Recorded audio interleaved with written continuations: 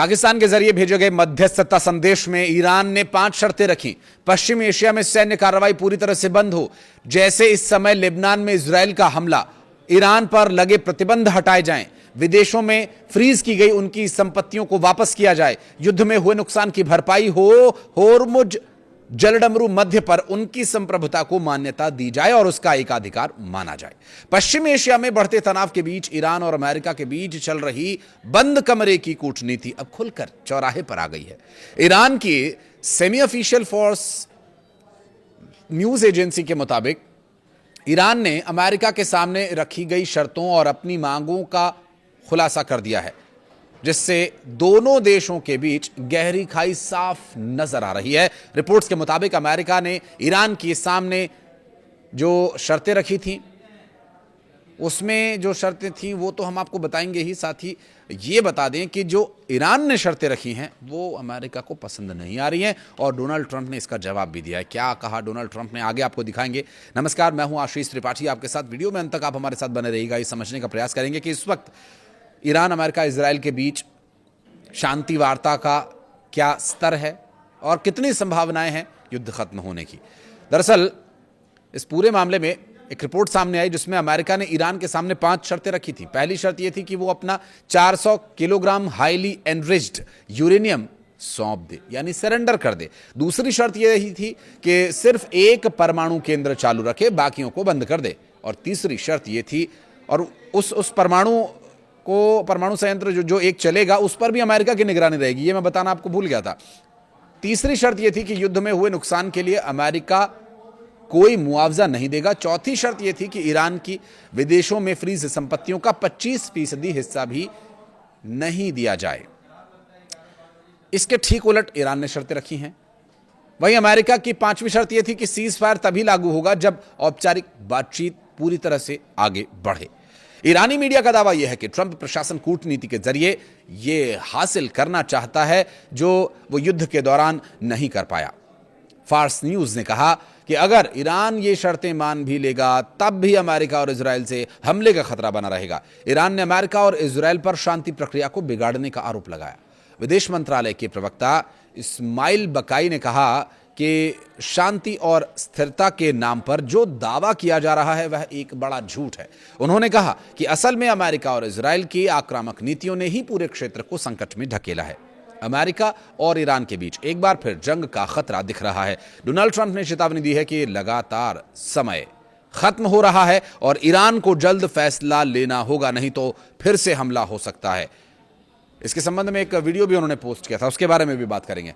बहरहाल कूटनीतिक टकराव के बीच ईरान की सेना ने भी सख्त चेतावनी दी है। यहां वरिष्ठ सैन्य प्रवक्ता शाहराम ईरान शहर ने कहा कि अगर अमेरिका दोबारा कोई गलती करता है तो उसे पहले से कहीं ज्यादा घातक और करारा जवाब मिलेगा। लेकिन ट्रंप की हरकतों को देखकर लग नहीं रहा है कि वो ऐसे किसी भी मूड में नजर आए कि वो युद्ध रुकवाना चाहते हैं, क्योंकि उन्होंने एक एआई जनरेटेड वीडियो पोस्ट किया जिसका भी हम जिक्र कर रहे थे, जिसमें एक लेजर के जरिए हमला करते हुए दिखाया गया है अमेरिकी वॉरशिप को, जिसमें प्रतीकात्मक रूप से ईरानी वायुसेना को हमला बनाया गया और वहां पर स्ट्रेट ऑफ होर्मुज में गश्त कर रही नावों को निशाना बनाया गया। जिसमें वर्डिंग्स का जो यूज़ किया गया उसमें अगर आपको बताऊं तो उसमें ये कहा गया कि फास्ट बोट्स निशाने पर हैं और इस तरह से हमला किया जा रहा है। और डोनाल्ड ट्रंप को भी उसमें दिखाया गया वीडियो में। उनका कहना यह भी है कि अगर कोई अच्छा प्रस्ताव नहीं आया तो बर्बाद कर दूंगा, और इसी के साथ उन्होंने ये एआई जनरेटेड वीडियो पोस्ट किया सोशल मीडिया पर। तो वहीं यूरेनियम संवर्धन और जो 5 शर्तें रखी हैं उन शर्तों को अगर विस्तार से समझने की कोशिश करें, यूरेनियम संवर्धन ईरान और अमेरिका के बीच बातचीत का सबसे अहम और पुराना विवादित मुद्दा रहा है। अमेरिका जो ये चाहता है कि यूरेनियम सौंप दिया जाए ताकि वो आगे परमाणु हमलों के लिए अपने हथियार न बना सकें, जबकि अमेरिका के नज़रिए से ये एक सवाल इसलिए भी महत्वपूर्ण है कि ईरान परमाणु हथियार बनाने की तकनीकी क्षमता से कितनी दूरी पर है।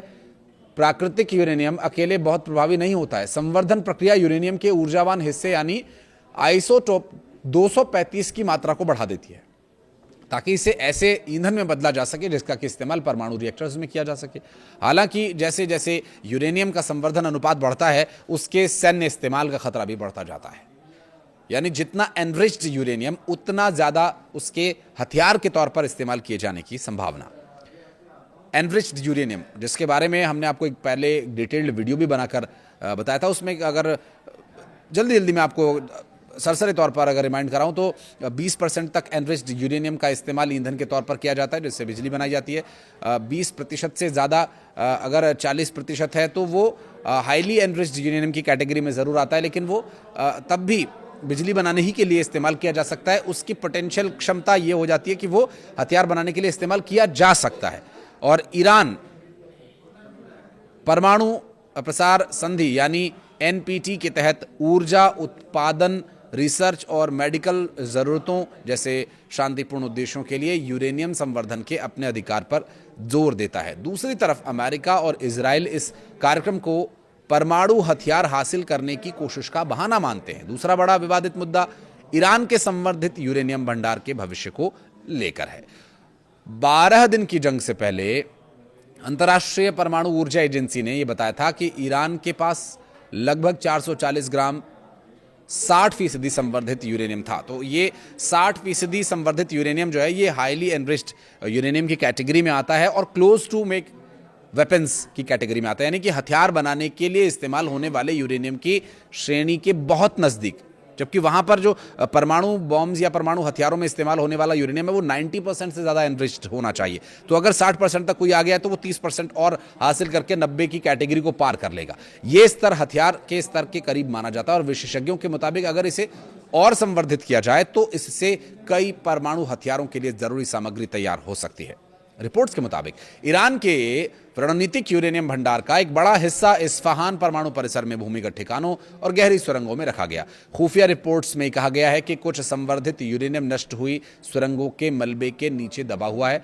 अंतर्राष्ट्रीय परमाणु ऊर्जा एजेंसी के प्रमुख राफाएल ग्रॉसी ने कहा कि निगरानी उपकरणों तक पहुंच नहीं होने और युद्ध जैसी परिस्थितियों की वजह से एजेंसी संघर्ष शुरू होने के बाद से इन भंडारों की मात्रा का मौजूदा स्थिति की व्यावहारिक पुष्टि लगभग नहीं कर सकी है। दुनिया के सबसे अहम ऊर्जा समुद्री मार्ग माने जाने वाला होर्मुज स्ट्रेट ईरान और अमेरिका के बीच तीसरा बड़ा विवादित मुद्दा बन चुका है।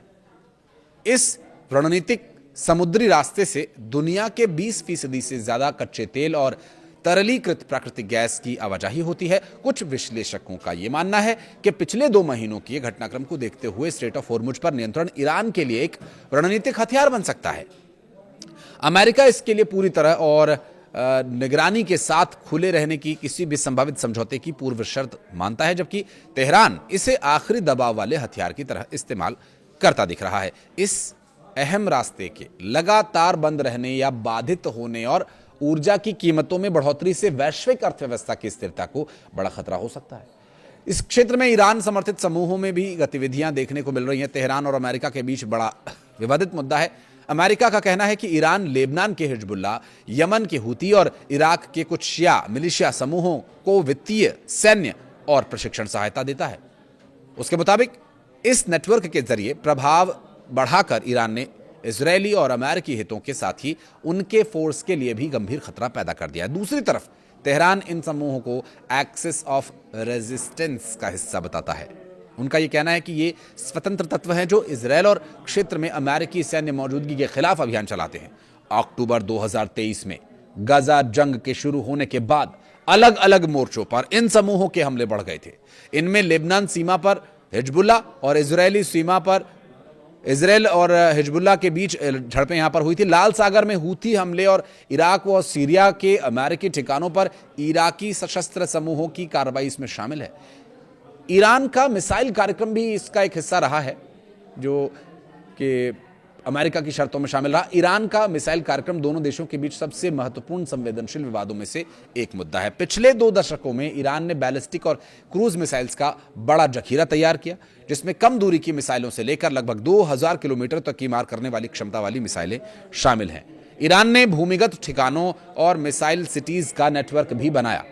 ईरान इस कार्यक्रम को अपनी रक्षा और प्रतिरोध की रणनीति का अहम स्तंभ भी मानता है, खासतौर पर ऐसी स्थिति में जब उसकी वायुसेना और उन्नत रक्षा प्रणालियां अमेरिका और इजरायल की तुलना में कहीं ज्यादा सीमित हैं।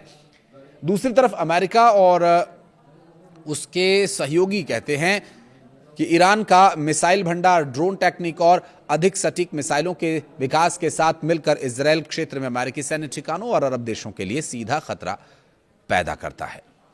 अब ये 5 शर्तें अमेरिका की तरफ से और अमेरिका के लिए 5 शर्तें ईरान की तरफ से जो दी गई हैं, उनमें ये जो टेक्निकल पॉइंट्स मैंने आपको बताए शामिल हैं। और वर्तमान परिस्थिति ये है कि अमेरिका पूरी तरह से हमले की तैयारी में है और ईरान झुकने को तैयार नहीं।